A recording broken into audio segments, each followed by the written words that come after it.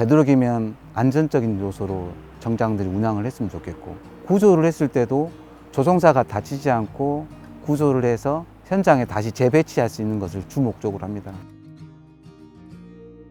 저는 교육사령부 해상훈련지원중대 선박관리반장 김재균 주무관입니다. 조종사가 해상에 부시작한 경우에 아니면 전투기에서 탈출을 했을 때 생존을 위해서 하는 교육인데, 선박을 이용해 실제로 일어날 수 있는 상황과 조건을 만들어 훈련을 하는 겁니다. 풍속 25m/s가 되면 낙하산이 끌리고 꼬임 현상이 납니다. 조종사가 그 링크를 풀고 나올 수 있는 탈출 훈련을 같이 시행하는 거고, 낙하산이 해상에 착수를 했을 때 낙하산이 활짝 전개가 되면 그때 산속으로 조종사가 갇히게 됩니다.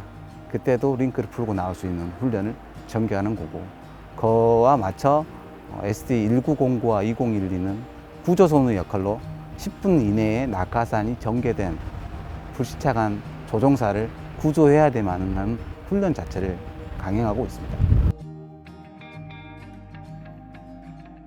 해양덕교를 졸업하고 상선사관으로서 한 7년 정도 근무를 했고, 약 6개월 동안의 휴식 기간 중 공군 채용 조건이 나온 걸 확인했습니다.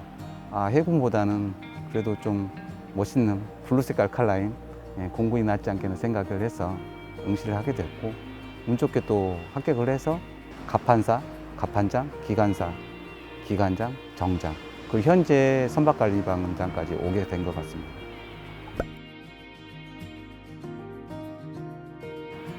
훈련장을 운영하다 보니까 그걸 관리하기 위한 훈련장 장비 유지, 그래서 평상시 때는 예방 정비를 시행하고 있고요. 신규 채용자에 한해서는 조함을 하기 위한 능력과 구조 능력, 숙달 교육을 실시하고 있습니다. 훈련장의 특기가 항해하고 기관 직렬로 둘로 나눠져 있는데, 항해 직렬이 이제 조종 특기라고 생각을 하시면 됩니다. 그래서 조합 능력이 필요한데, 해상에서 선박과 선박이 부술 수 있는 저비한 능력을 향상 시키기 위한 그 훈련을 실시하고 있습니다. 처음에 갑판사나 갑판장 할 때는 구조 능력을 향상시키기 위한 교육을 가르치는 거고, 기관사가 됐을 때는 낙하산을 부양시키기 위한 그 줄을 받고 토스하는 과정에서 유기적으로 움직이는 노하우를 가르치는 거고요. 정장으로서의 배와 배끼리에 접안을 했을 때 안전속도로 운영을 한 상태에서 킥을 이용한 부드럽게 배가 접이하는 것을 가르치게 됩니다.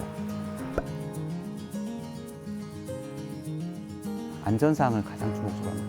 해상 상태에 따라서 저희가 운항할 수 있는 조건이 있어요. 파고가 2.5m가 넘어가면 운항이 불가합니다. 되도록이면 안전적인 요소로 정장들이 운항을 했으면 좋겠고, 구조를 했을 때도 조종사가 다치지 않고 구조를 해서 현장에 다시 재배치할 수 있는 것을 주목적으로 합니다. 1년 8개월 동안 제가 파견 근무를 해서 조선소에서 직접 설계업자와 감리업자, 현장 감독관으로서 역할을 해가면서 배를 만들게 되었습니다. 그 하나의 훈련장을 만들었을 때는 남다른 보람도 느꼈고, 좀 자부심을 느낄 수도 있었죠. SD2012 배가 제가 만든 선박이고, 현재 있는 선박 중 가장 최신의 배입니다. 조직 활성화를 통해서 조직이 더 커지는 거죠. 장비는 최신화되고 대형화되는데, 저희는 소수 인원으로 운영을 하기 때문에 안전사고에 항상 노출되어 있어요. 그래서 좀 조직 활성화, 대형화를 추진해 보고 싶습니다. 제가 매년 목표가 10개씩 있어요. 그래서 올해는 10개 중에서 지금 한 2개 정도는 거의 됐어요. 그래서 그 8개 마저 마무리 꼭 짓고 싶습니다. 저는 교육사령부 해상훈련지원중대 선박관리반장 김재균 주무관입니다.